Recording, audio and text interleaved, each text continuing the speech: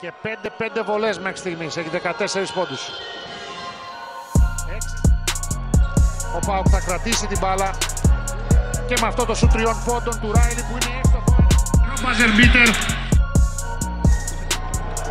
Ράιλι, τελειώνει ο χρόνος, παίρνει σουτ 3 πόντων. Εδώ.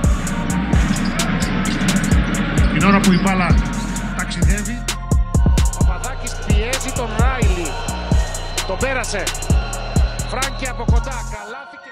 Το φιώνει μπροστά του. Δεν πάει από την πλευρά του σκριν που πήγε να στήσει ο Σλαφτσάκης. Θα του δώσει την μπάλα τώρα και ο Σλαφτσάκης.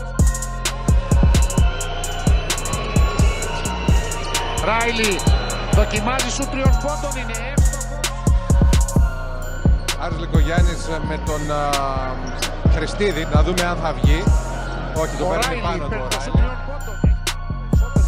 Εδώ Σαλούστος από τη γωνία θα στοχίσει για 3, αλλά κοιτάξτε το επιθετικό rebound που παίρνει στην baseline.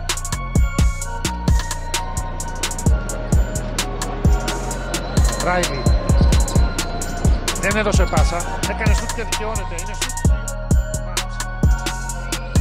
Αλλαγές στα σκριν από τους παίκτες ΣΑΚ.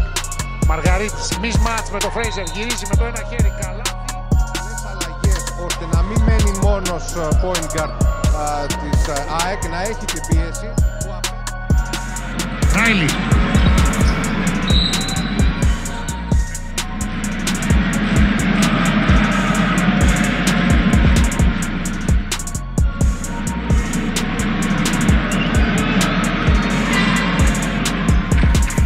Δέκα ο Φράνκερ, 10 κι αυτός και εκτελεί και τη δεύτερη βολή, πάει στους 11.